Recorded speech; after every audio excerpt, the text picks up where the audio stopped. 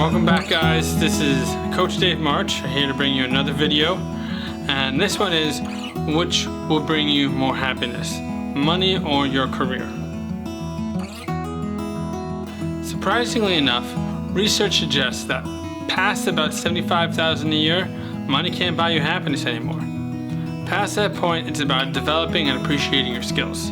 Smart employers will be aware of the skills you have and will pay you for them. Not only in money, but by acknowledging and appreciating that you are smart, knowledgeable, and are able to find ways to benefit the enterprise.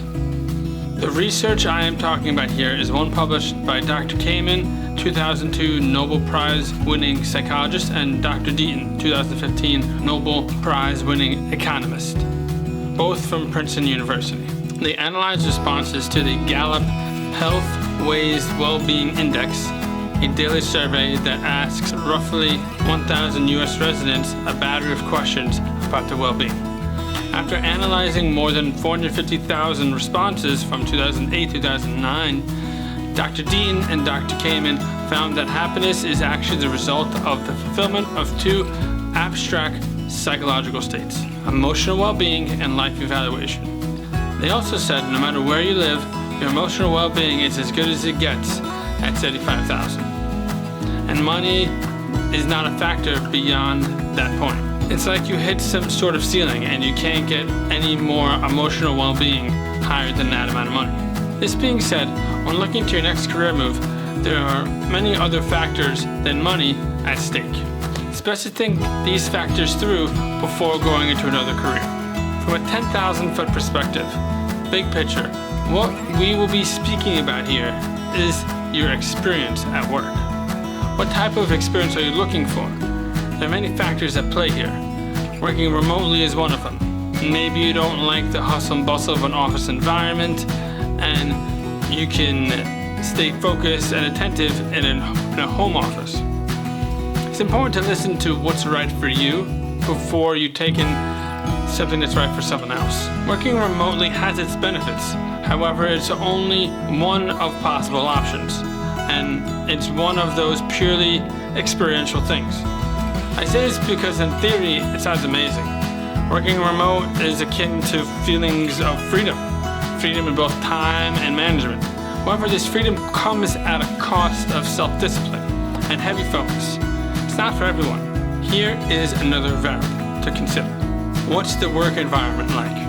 For example, working as an accountant, a lawyer, or a doctor, as advocated by many families and many people, or stable careers, and of course everyone needs one of these, and you could come from a long line of doctors and maybe want to be a doctor. But the key thing is to remember is to not feed into the peer pressure or do something that you don't really like day to day. For example, working as a doctor in an office or in a hospital are different environments.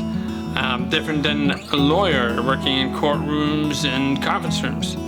Still different are accountants, which spend very little physical energy running around, moving from place to place, and most of their energy mentally using mental energy crunching numbers in front of a computer. Third variable would be your work culture. Now, work culture is a large part because it's largely determined by the people that are there. Your boss, the president of the company, and their management style. They could be micromanaging you, and you don't really like that much. Or you could not be micromanaged at all and feel like there's no guidance and no freedom. So you have two opposites there. Their management style can be closely related to their leadership style. In David Kiersey's book about temperament, character, and intelligence, titled Please Understand Me, there is a chapter about leadership and intelligence. And in there is a quote from Niccolò Machiavelli. He says, "I have often reflected that the causes of success or failure of men depend on their character and nature and not so much a matter of choice. This is true for people working in groups of many kinds when there is any kind of leadership.